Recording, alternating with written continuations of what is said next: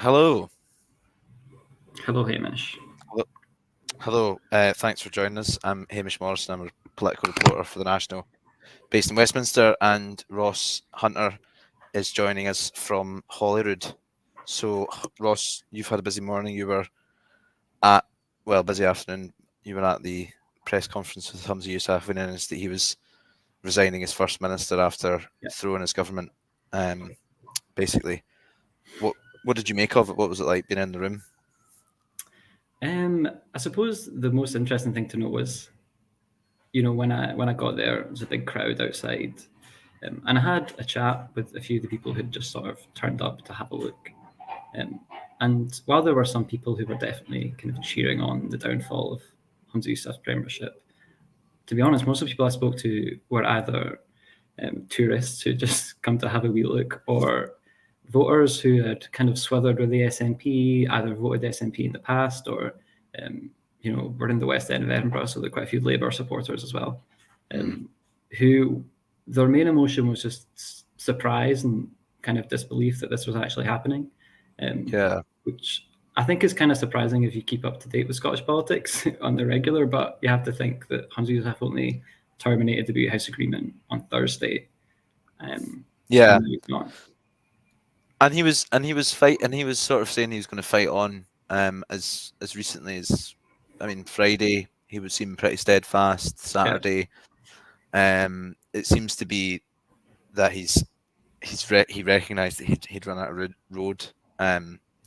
Maybe effectively last night or this morning. We don't really know. So, but yeah, I think it was fairly obvious from Thursday, if you were paying attention, that this would have happened at some point or another. I mean, the no confidence vote was due to happen in his leadership later yeah, this week. Seems pretty likely that it would have passed, and obviously didn't seem like he was up for giving any concessions to Alex Salmond.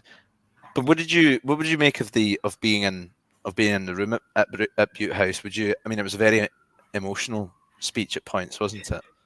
yeah. I mean, it's obviously quite strange um, giving your resignation speech to a room full of journalists who the vast majority of whom have very little sympathy or empathy towards you.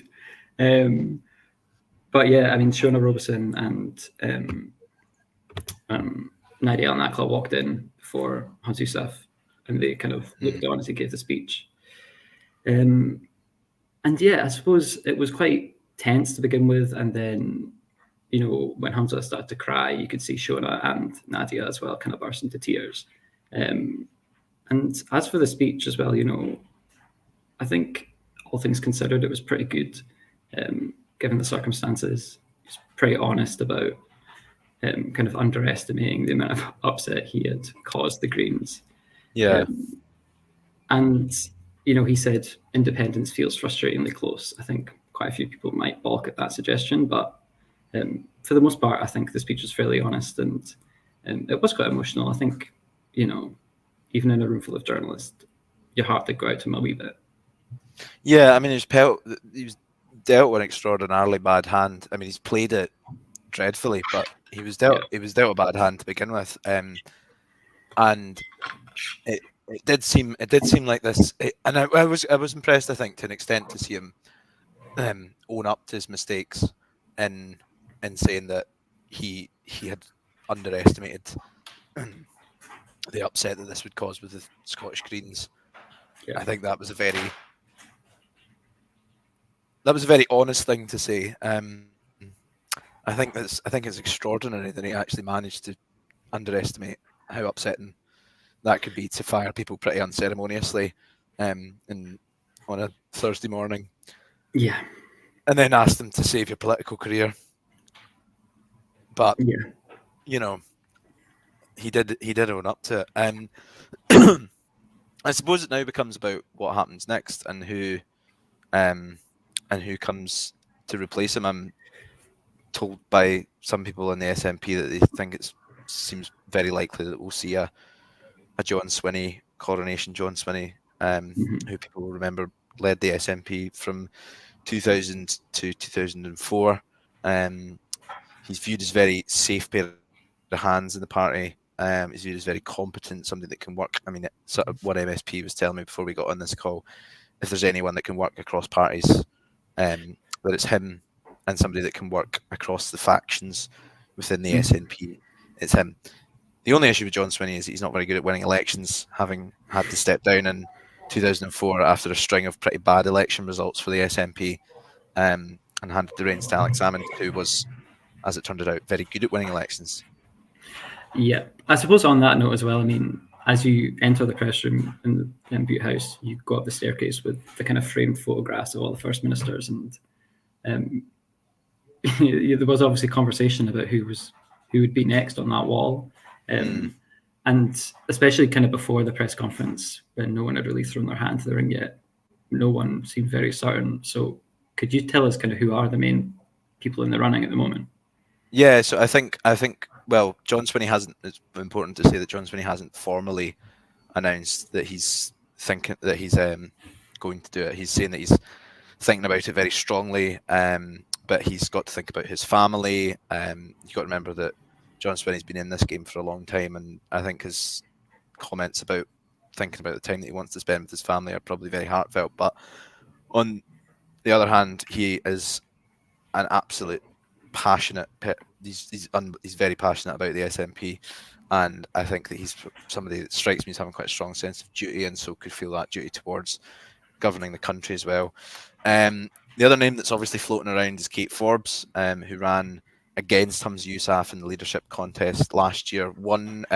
Lost out by a very narrow margin. There are some people, I think, particularly in the SNP elected group in Holyrood, that would be very unhappy with a Kate Forbes premiership. A lot of people who would be very happy with it, particularly I think in the party itself. You've got to remember that margin and that leadership election was not a thumping majority for Humza Yousaf, and it came pretty close. And that was after a campaign in which Kate Forbes had been given a really hard time over her comments about LGBT issues, about abortion. So for her to have actually come out of that doing really well was pretty remarkable. You've also then, I suppose, you've got some, I would say, less likely candidates, but never say never. You've got Mary McCallan, very young energy secretary, Neil Gray, who is also sort of tipped as a potential for Jenny Ruth as well, the education secretary, people views having a sort of steadiness that they quite like.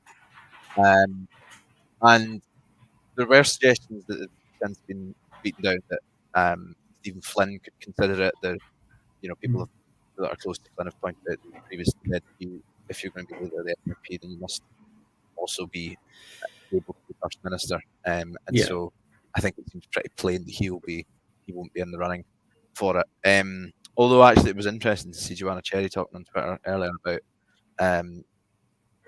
she didn't exactly give him, to say that I would like to see him as leader, but she did say that I would like to see somebody that had his ability to reach out across the factions of the party. And I think that's what Swinney is, somebody that's able to do that. Yeah, because I was going to ask about, if Kate Forbes is to throw her hat in the ring, does that really solve the political problems that Humza Yousaf was dealing with? In that, are the Greens going to be more willing to work with Kate Forbes than they are Humza Yousaf? I think Kate Forbes would find herself in the exact same position that Humza did, which is essentially the Greens will not work with you. The idea that the Greens would work with Kate Forbes for the birds. I think they're pretty clear on that. There were suggestions have also since been slapped down by the Scottish Tories that they would potentially be interested in working with Kate Forbes, but at the end of the day, I think that was also a bit pie in the sky. I mean, Douglas Ross was quite clear. He was talking on Sky News earlier, saying at the end of the day, Kate Forbes is still a nationalist, and why, completely correct point for him to make. Why would the Conservative and Unionist Party, what would be their interest in working with? And I think that speaks to sort of how tribal Holyrood is at the moment. And I think that the chances of of the Greens in particular working with Kate Forbes would be very unlikely. You got to remember as well that in a confidence vote, she would then probably survive because she would have the backing probably of Ash Regan, and the presiding officer would keep the status quo. That wouldn't be enough for her to get a budget over the line because the presiding officer doesn't have a vote in that scenario. Oh, we've got a comment here. Why is Keith Brown's name seldom mentioned for leader? I don't think he has leadership ambitions, is probably the short answer to that. I think he's been deputy leader for a while, hasn't he? Yeah, I Um, think during the previous SNP leadership contest, his name was mentioned very early on, but I don't think he even um, kind of contemplated actually running, from what I can yeah, tell. yeah. No, it's an interesting one. I think we'd be more likely to see a sort of a figure like your kind of John Swinney's, your sort of old guard kind of. I think some of the newer names are interesting, but I think that I think they would also be quite likely to fall in behind Swinney if he was to put his hat in the ring. So that Mm. therefore sort of takes him out of the equation. The other thing that you've got to remember about this is that whoever takes over as leader is going to face the same challenges that Humza did. They're going to have the police investigation. They're going to have legislative difficulties that they've had. They're going to have this rift with the Greens, which, the Greens have signalled that they will be willing to work with the SNP.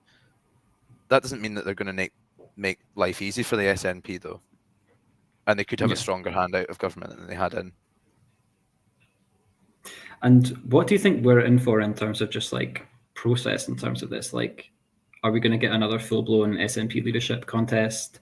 Um, are we looking at an early Holyrood election? What do you think? I think a Holyrood election is a long shot. I think that was a long shot even with Humza in post. I think that it seems a long shot now. You need pretty specific, and it's a pretty high bar for a higher Holyrood election. 2/3 of the parliament need to vote on it. If they can't get an FM in 28 days, then they would need to have an early election. But both of those things seem. I mean, if an SNP candidate is put forward, chances are they will be able to continue as first minister. Um, the issue of a full blown election, I don't know. I mean, if someone decides to run against John Swinney, assuming that John Swinney actually goes for it. So yeah, so there's two options there. So John Swinney goes for it and nobody runs the election. Here another comment. Blair McBee says, "Surely an election must be called. We can't be hypocrites when criticising the Tories about picking amongst themselves." I mean, I think there's arguments for that. I think that they could have an election. I mean, you've got to remember with the Tories, they had the election and then they had the effective coronation of Rishi Sunak, didn't they? And I think, I mean, I was talking to one SNP MP earlier today as well, who said the last thing they want to see is another televised hustings. And I think that the splits that exposed in the party the first time around, I think quite a lot of people in elected office in the party, maybe not so much among the grassroots of party activists, but definitely people in elected office would be much happier to have these conversations behind closed doors. Yeah. But yeah, I think the chances of if Swinney does throw his hat in the ring, then there's the option that he might run unopposed. There's the option that he might be contested. If he doesn't put his hat in the ring, then I think we're much more likely to see a full-blown contest, and that would be very interesting. Yeah, I think you're right in saying as well as leadership contests tend to be pretty bruising for any political party, and I don't think that the SNP would particularly be looking forward to a incredibly robust leadership contest like we saw last time. What's the word Nicola Sturgeon always used to use? Disputatious. Is that a real word? Disputatious leadership. Yeah. Yeah.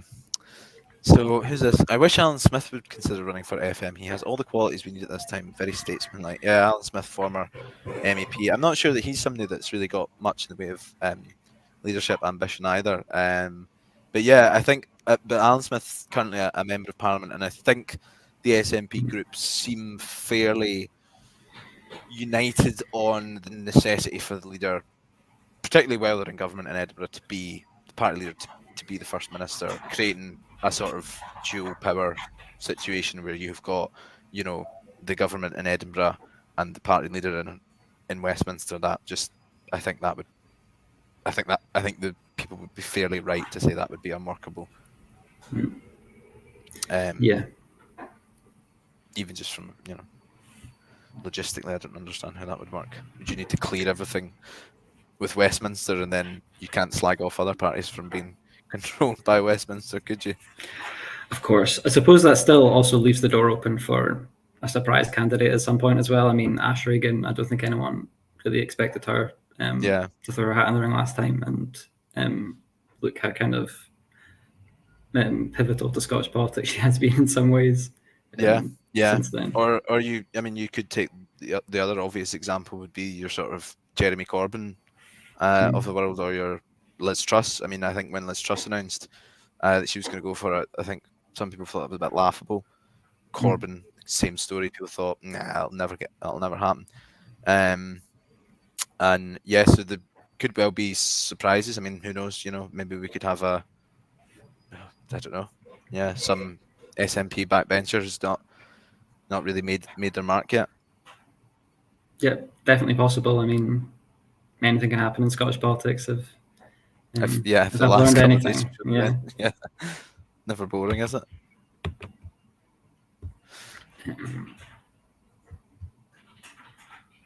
I think we're like the Butte House Agreement coming to our natural conclusion here. That seems fair. Unless there's any more questions, Yeah. we could probably just leave it there. Okay. Thanks very much for joining us, everyone. Yeah, and you can find all the latest at thenational.scot. And remember, we've got our superb spring sale, which is an entire year of the National for just £20. You can find more about that on our website. Perfect. Nice to speak to you, Hamish.